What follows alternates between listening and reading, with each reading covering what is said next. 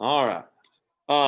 For today, what you're going to end up doing, we're going to go over chapter 11 a little bit more in depth. But instead of you guys going through and having a chapter assessment that's like 1 through 20, and you got to fill out questions and answers and all that good stuff, I'm going to start off by showing and letting you play an introduction to a Kahoot. We're not going to go through all 40 questions of it, but we're going to go through about 10 to 15.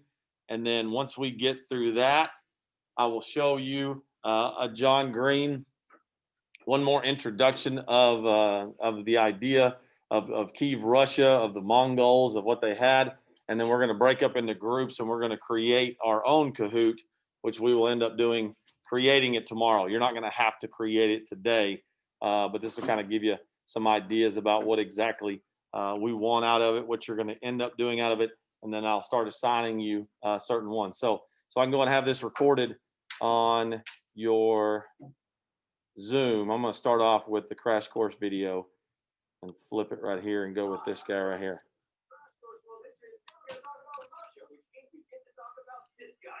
We haven't talked about Russia much so far because one, it's complicated, and two, actually, Governor, you Ruski a little bit because I have some Russian in college, and that makes it difficult to mispronounce things, which is my thing. Mr. Green, why'd you take Russian? Well, because I had this big crush on a Russian major, but anyway, I'm sure I'll still mispronounce everything.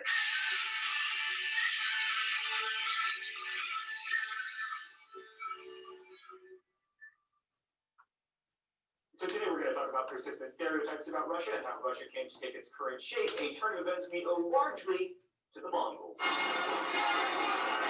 But before we talk about the Mongol conquest of Russia, let's discuss exactly what got conquered. So before there was a Russian empire or even a Russian kingdom, there was the Kievan Rus. We know Kiev was a powerful city-state, but who exactly founded it is a subject of debate. Most historians now believe that the settlers of Kiev were Slavic people who migrated from around the Black Sea, but there's an older theory that the settlers of Kiev were actually like Vikings. That theory goes that Vikings came down to Kiev from rivers like the Dnieper and founded a trading outpost similar to ones they founded in Iceland and Greenland, which is an awesome idea and everything, but Russian, the language that developed from what the Rus spoke, sounds a lot more Slavic than it sounds, Swedish. To illustrate, here is a Swede fighting a Russian over who founded Kiev. Kiev была основана славянскими предками Руси. Nej, helt klart Kiev grundades av svenskarna.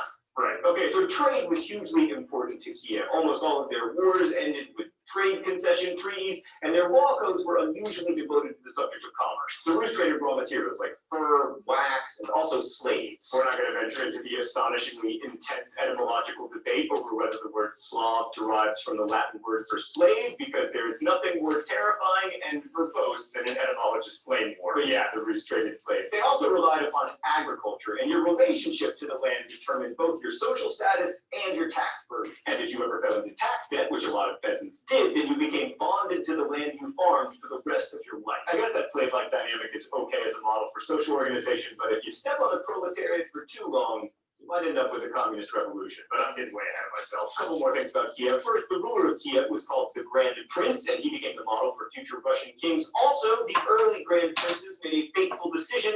They became Byzantine Christians. According to legend, Prince Vladimir chose to convert the Rus to Byzantine Christianity in the 11th century. He reportedly chose Christianity over Islam because of Islam's prohibition on alcohol, saying, "Drink is the joy of the Russian." Anyway, the Kievan Rus eventually fell in 1240 when these guys showed up and replaced them. By that time, the Rus had been at war with pastoral nomads for centuries, from the Khazars to the Pecheneg to the Cumans, and they were tired, which made them easy targets. The period of Mongol rule over Russia is also known as Appanage Russia. And appanage is a princedom, and this period basically featured a bunch of Russian princes vying for control over territory, which is not a recipe for political stability or economic growth. Another theme that will reemerge in Russian history. By the way, I'm describing all of this as Russia, even though if you did that in the 13th century, people would look at you funny. They'd be all like, "What do you mean Russia? Also, where'd you get those pants? And all those teeth? You smell pretty." Right, so to discuss how important the Mongols were to Russia, let's go to the thought bubble. The Mongols did set up the Khanate of the Golden Horde in Russia, but it didn't leave much lasting impact on the institutions of the region, which had already been set up by the Kievans. But they did bring about a population shift away from the south, where Kiev was, towards the northeast. This was partly to get away from the Mongols and their massacring, but Kat noted, the Mongols were comparatively light rulers. They They were happy to live in their yurts and collect tribute from the ever-bickering Russian princes, and all the princes had to do in exchange for their relative freedom was recognize the Mongol Khans as their rulers and allow the Mongols to pick the Grand Prince from among the Russians. Perhaps most importantly, Mongol rule cut the Russians off from the Byzantines and further isolated them from Europe, leaving Russia not Byzantine, not European, and not really Mongol either, since they hated the Mongols and generally believed that the Mongols were a scourge sent from God to punish them for their sinfulness and everything. But the Mongols did help propel Moscow to prominence, and in doing so, created the idea that this was Russia. And as an aside, they also did what Napoleon, Hitler, and many others couldn't. The Mongols successfully conquered Russia in the Winter Olympics. So how did the Mongols help catapult Moscow and its princes to prominence? Well, first, they named Muscovite princes the Grand Prince on more than one occasion. More importantly, the Muscovite princes won, that is to say, purchased the right to collect tribute on behalf of the Khan from other princes. That's a good gig because it's easy to skim a little bit off the top before you send it down the line to the Mongols, which is precisely what the Muscovite princes did to enrich themselves. One prince who was particularly good at this was known as Ivan Kalita. Using my Russian, I can tell you that that translates to Johnny Moneybags, as my Russian professor would tell you. I'm a creative translator. All this loot helped Moscow expand their influence and buy up principalities. The Mongols also helped them more directly by attacking their enemies. Plus, Moscow was at the headwaters of 4 rivers, which made it well positioned for trade, and because they were kind of the allies of the Mongols rarely attacked them, which meant that lots of people went to Moscow because it was relatively safe, including churchy people, and in fact, Moscow became the seat of the Eastern Orthodox Church in 1325 when the Metropolitan Peter moved there. So you might think that the Muscovites would be grateful for all of this help from the Mongols. But you would be wrong. In fact, as the Mongols' position weakened in Russia in the latter half of the 14th century, one of Moscow's princes, Dmitry Donskoy, made war on them and inflicted the first major defeat of Mongols in Russia at the Battle of Kulikovo Field. This showed that the Mongols weren't invincible, which is always really bad for an imperial force. Plus, it made Moscow look like the hero of the Russians. And that helped strengthen the idea of a unified Russia, just as you'll remember the Persians helped unify the Greeks a long time ago. Aiding this growth was stability, which Moscow owed largely to luck. Muscovite princes usually had sons, which allowed them to have successors. In fact, there was only one major succession struggle, and it was between 2 blind guys named Basil. That's not a joke, by the way. Oh, it's time for the open letter? An open letter to Basil and Basil. But first, let's see what's in the secret compartment today. Oh, it's Grizzlor. Yeah, I guess that is kind of how the Russians saw the Mongols. Here, Basils. The 15th century Muscovite Civil War was insanely complicated, but it culminated with you guys essentially blinding each other. First, Basil II, the eventual winner of the Civil War, had Basil the Cross-Eyed blinded, because being cross-eyed wasn't bad enough, and that was seen as the end of the political career of Basil the Cross-Eyed. But then Basil the Cross-Eyed's brother tracked down Basil II, and he was like, "I'm gonna blind you back!" And of course, everybody thought that would end Basil II's political career, but they were wrong. It turns out you can rule Russia like a boss, even if you're blind.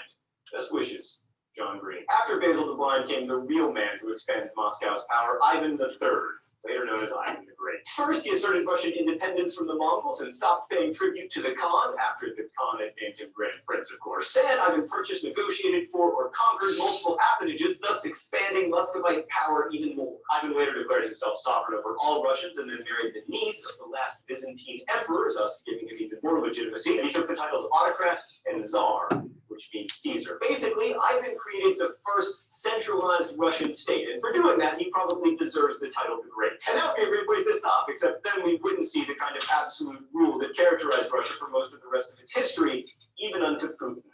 Oh, God, I'm just kidding, Putin. You would never rig an election. No, please don't put me in jail. Well, Ivan III consolidated Muscovite power. The undeniably brutal streak in Russian governance comes not from the Mongols, but from Ivan IV, better known as Ivan the Terrible. Ivan the Terrible ruled from 1533 to 1584, taking the throne at the age of 16. Yet more evidence that adolescents should not be trusted with emerging empires. Ivan the Terrible's reign represents the end of princely power and the beginning of the autocracy that Russia is famous for. But in the beginning, he was really an innovative leader. As a young kid, he worked with a group of advisors called the Chosen Council, Certainly sounds like a good thing. He also called the very first meeting of the Zemsky Sobor, a grand council of representatives similar to the Estates General that would become so important in France 200 years later. And he reformed the army, emphasizing the new technology of muskets. But in the second part of his reign, Ivan earned his nickname the Terrible, which can mean either bad or just awe-inspiring, depending on your perspective. Psychological historians will point out that things started to go terribly wrong with Ivan after the death of his beloved wife, Anastasia Romanov,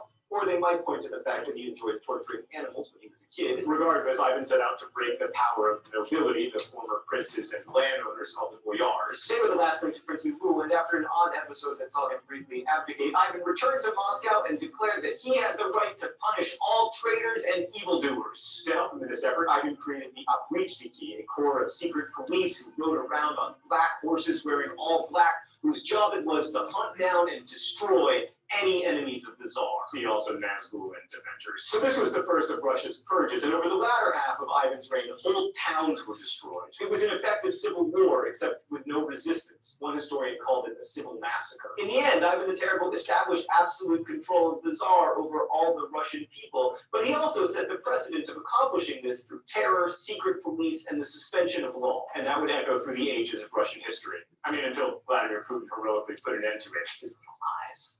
Scary. So hence the stereotype of Russian brutality and barbarism, but here's the truth. The rest of Europe also knew a lot about brutality and secret police forces. For centuries, Russia was seen by Western Europe as both European and not. An other that was to be doubly feared because it wasn't fully other. And when we think of all these historical stereotypes about Russia, it's worth remembering that what you see as barbaric about others is often what they see as barbaric about you. Thanks for watching. I'll see you next week. Crash course. All right, what we're gonna do now is I'm gonna give you a number. I'm just gonna try to keep you kind of clustered together right now. All right, so all four of you over there, you're number one. Okay, so 1, 1, 1, 1. We good there? All right, all five of you in the center two rows right here, you're number twos right there. All right, all of you right here in the 4 or the L, all right, you're number 3. So what I want you to do is I want one of you out of your group of 4, your group of 5, and your group of 4, I want you to create a Google Slide document and share it with the other 3 people, the other 4 people, the other 3 people that are in your group. Okay. So one of you volunteer to do that. You'll share it with them with their SVille email. So that way you can send it over to them and just create it real quick. We'll come back to use it. Whenever it is shared with you, select the slide and type your name on it so that way you have your own slide. Once it is shared with you, select the slide, type your name on it so then that way you know what slide you end up having right there. You may have to communicate with them like what your email first dot last name is so then that way everybody's clear on what it needs to necessarily be. You're in that group there, Barnes.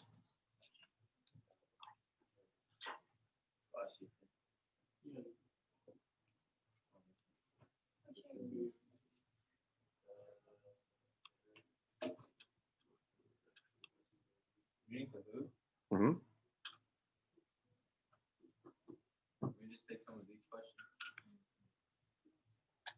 This is going to give you a good idea about what to kind of use off of it. All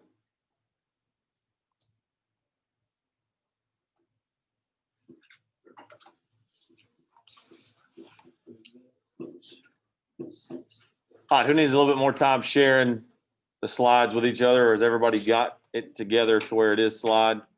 And like I said, once you get it there, so like y'all create 4 slides, Barton type your name on one, Caitlin type your name on one, and so forth. So then that way it doesn't look like a Google Doc where everybody's typing on top of each other and you're going back and forth and somebody bumps whenever the other one's typing. It'll make it a whole lot cleaner to where you can have it. Make sure you also share that with me. So then that way I can see your final product that has. Wait, like after we're done? Yes, ma'am. After you're done, just share it with me so that way I can see the final product of who did what. All right. So once you're there, go to Kahoot and then type in the game pin. It's going to be right there.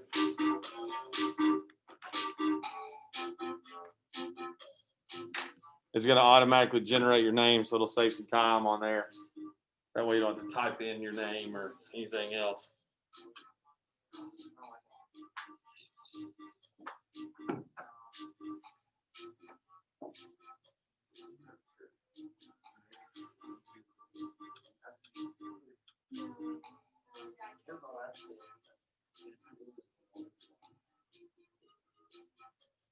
Richards has invited you to edit the following presentation.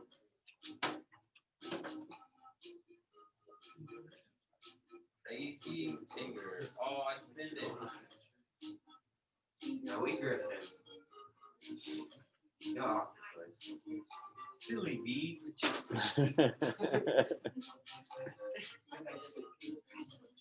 My money's on the creative llama right now.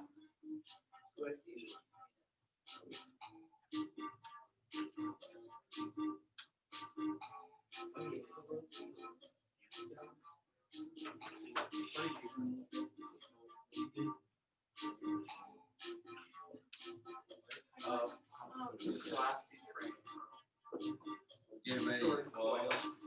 And someone join, hurry. Johnny, right? Super Gator. Still game. Should have 13 up there. I'll see who the other three are when I walk around to it. All right, so you're gonna go through, it pops up to the next one, and get ready to roll. I don't know. I don't know.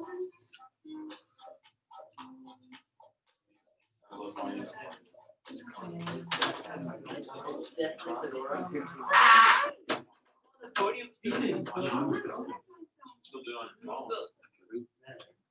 You can do the exact same thing on your phone. Where's yours at? You got a phone? Phone's there too. Where's yours at? Use your phone too. Logged it in based on the numbers there. The pin's still at the bottom, she's still doing it. Avalos, the pin's still here at the bottom. You can jump in, there's gonna be a few questions behind.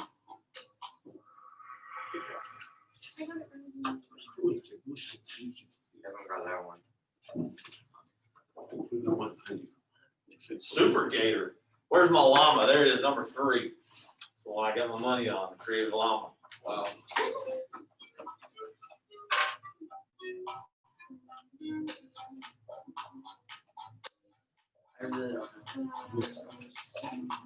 Yeah, I would. I think I got it wrong. I'm not. I was maybe. Circle just sounds right. Maybe. I get the. We talked about that one. The We did? Uh-huh. No one got that. We didn't show a picture of it, but we talked about it. The idea of what it was is a great architectural achievement. This one was Mr. Dibble, he did this one. You get this wrong.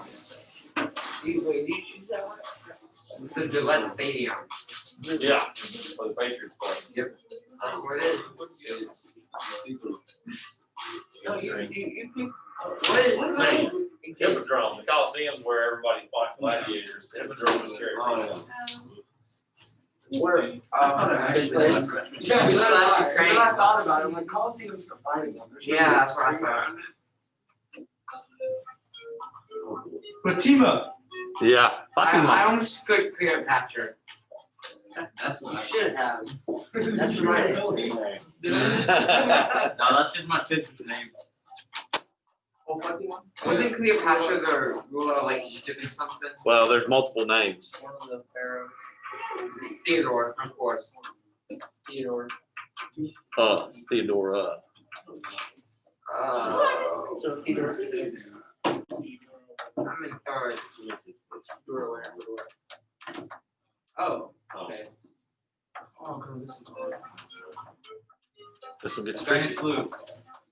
I was like in the 1900s. It's called. The key thing is the Byzantine Empire. Yeah, that was the first one we talked about on the video. I quit. Just No. I'm developing. That's what happened on the Oregon Trail. Oh wait, I'm in her play. The gentle seal. Oops. Oh, boy. Chinese. The Chinese always do it. It has to be. It's always the Chinese. I'm just gonna. Has to be the Chinese. Just kidding, it's green. It is. No, it's not. It Oh, it was. was. It was green. The barbarians I are the did. Mongols. Thank God I listened to Alex for once. Barbarians are the Mongols in that instance. You say it wrong? Oh, We even wrote this one on the side of the board over here. which side? Christian and That Judaism. side right over there. Even in There. Oh, I don't know. If it's not right, It's not right. I just I'm don't remember sad. I don't remember him writing other things. Are you kidding me? Eastern Orthodox. Roman Catholicism split. This will be the last one today. This is the deciding factor. Wait. Actually, we'll go to 10. We'll do 10. So do 2 more questions. That's Pope. How many popes has there been in the last 100 years? Like five. One.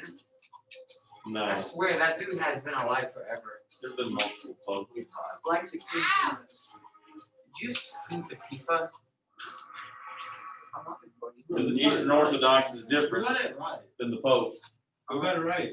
The Eastern Orthodox, remember we talked about being, we talked about it being a patriarch as compared to the Pope. That was the split of it right there. All right, last one here. We wrote this word up there too. We don't get this one. On the side of the board over there. It's in your notes. It's not land. Is Is it it a land? blue? Oh yeah, it is land. It's the Bible, obviously. Talk about the use of icons right over there. Are you serious? Yep. So some of those right there are definitely ones. So the gentle seal ends up I'm in third. as the winner on that one. All right, now pay attention to kind of how this goes. So what you're gonna do now is we'll come back and we'll play this tomorrow. All right, and we'll go through all the questions, and that way you get to see all that as a review. All right, so what I need you to do here is you've already watched Crash Course video. One person's already shared everybody with a Google slide. You're gonna type your name on one of those single slides. Each person is gonna create 3 questions, and that's it. Just 3 questions. They need to have 4 answer choices based on the section that they were assigned. So if you're number 1, you have chapter 11, section 1. If you're number 2, you have chapter 11, section 2. If you're 3, you have chapter 11, section 3. Each of you are gonna come up with 3 questions with 4 answer choices to go with your question. Make sure the questions are multiple choice type and somewhat difficult. Don't just do the easiest version of. Make sure it's somewhat that has, a pretty good concept of a question.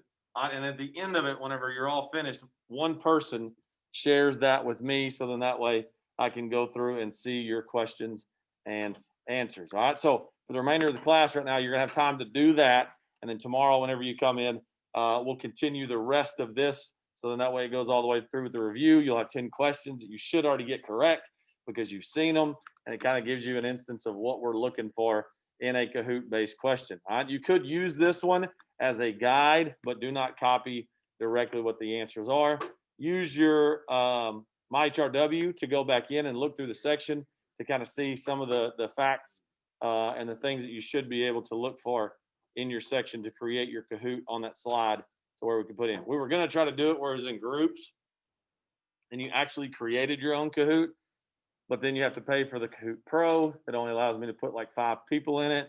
And then I couldn't create any more groups. So anyway, long story. Still have to go back to the old school way of doing it with Google Slides and type it in the questions. All right. So for the remainder of the class, go in, dig up 3 questions, 4 answers for each one, type them on your slides. Should be shared with each other so you can kind of get an idea if you did the same question. Whoever types it first, they're the ones that get it. All right. That means you need to change your question. So then that way it's a little bit different than what the other person had. Don't have the exact same questions over and over and over. All right, everybody good? Everybody good? There we go. Okay, that's it for today on that.